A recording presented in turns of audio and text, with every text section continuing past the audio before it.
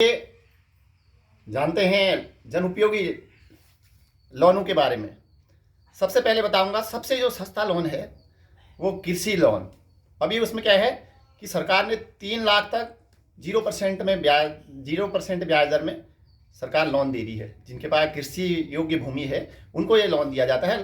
पहले से 1 लाख तक का तो 0% में दिया ही जा रहा था। और साथ ही साथ इस लोन में फ़ायदा क्या है कि इसमें बीमा होता है। तो कई बार 25%, 30%, 35% इतना, अगर आपकी नहीं हो पाती है तो 50% तक भी, 30% तक भी क्या है बीमा आ जाता है।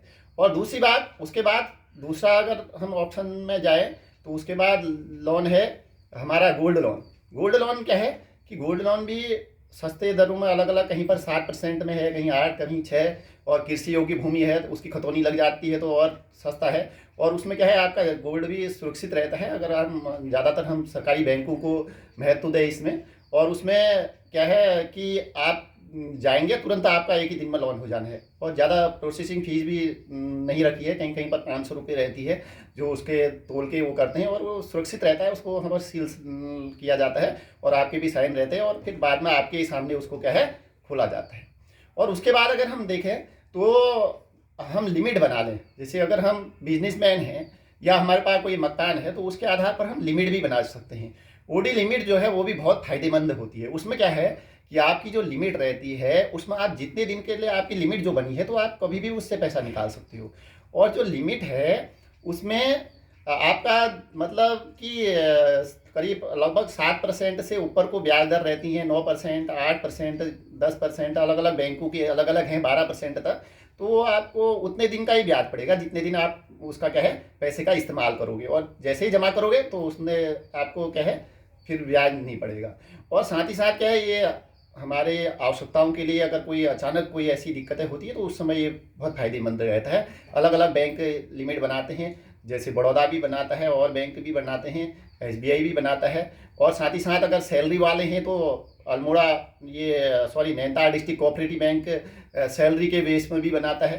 तो उसमें अलग अलग रहता है, 25 लाख तक का सैलरी के हिसाब से जितनी आपकी सैलरी है उस हिसाब से सरकारी नौकरी वालों को वहाँ पर उनकी अगर एक सैलरी आ गई तो उसके बाद वो लिमिट बनाते हैं। तो वो बहुत फ़ायदेमंद है। अब फिर बात करें हम तो हाउस लोन के बारे में।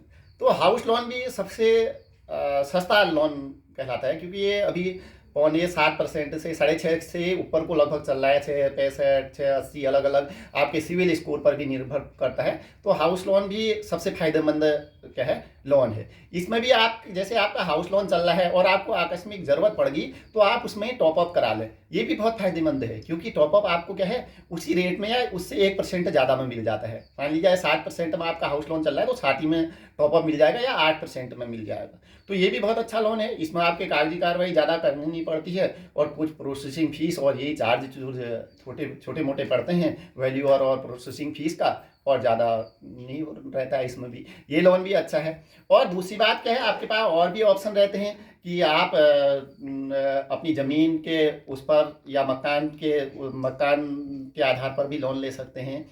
और अन्य भी कई लोन हैं, जैसे प्रॉपर्टी एग्नेस्ट जो है लोन है, या बिजनेस के एग्नेस्ट जो है आप लिमिट बना लें या लोन ले लें, वो भी रहते हैं। लेकिन हमको क्या है जो पर्सनल लोन है उनसे बचना चाहिए। पर्सनल लोन बहुत महंगा साबित होता है।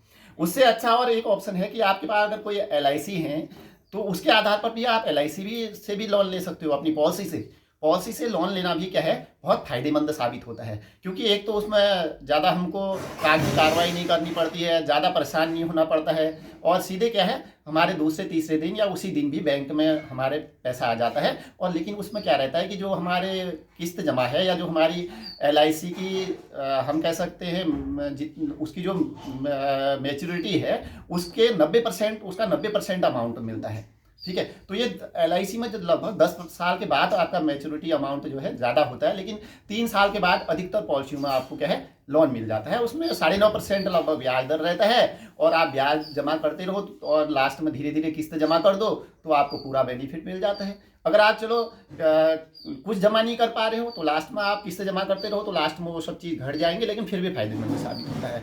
अगर आप ब्याज और वो धीरे धीरे जमा कर देते हैं तो आपका एक अमाउंट भी बचत रहता है, सुरक्षा भी रहती है और बहुत फायदेमंद है। LIC से भी आप लोन ले सकते हो। ठीक है, विपरीत परिस्थितियों में वैसे भी LIC बहुत फायदेमंद होती है। और उसके साथ ही हम बात करें तो और भी कई लोन हैं अलग अलग।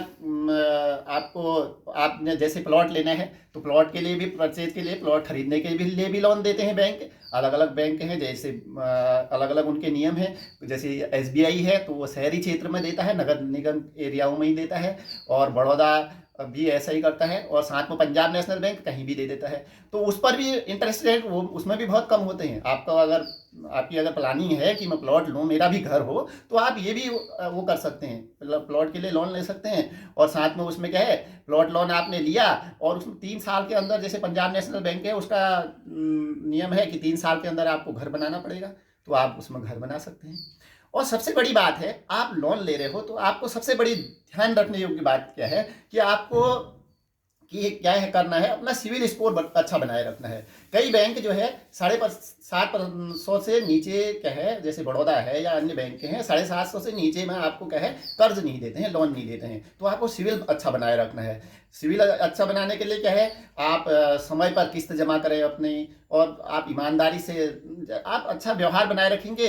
जैसे हम किसी से पैसा लेते हैं, उसको अगर हम दोबारा जल्दी नहीं, मान लिया नहीं चुकाएंगे, हमने जो नियम कहा था उससे इस दिन हम देंगे, नहीं दिया तो दूसरी बार से विश्वास टूट जाएगा। ऐसे ही यहाँ बैंकों में भी होता है, अगर हम समय पर नहीं चुकाते हैं तो दूसरी बार बैंक क्या है, पैसे देने के लिए या कर्ज देने के लिए आनाकानी करते हैं या हमको लोन नहीं देते हैं। तो इसलिए आप ना सिविल अच्छा बनाएं। अगर सिविल आपका कम भी है और आपके पास बैंक को लग रहा है कि ये समय पर कर हमारी किस्त देंगे और क्या है ये यहाँ पर हमको फायदा मिलेगा इसको लोन देके, तो वो तब भी दे देते हैं। ठीक है, 500 से ऊपर भी, 500-600 से ऊपर भी दे देते हैं कई बैंक, लेकिन अलग अलग बैंकों के अलग अलग नियम हैं।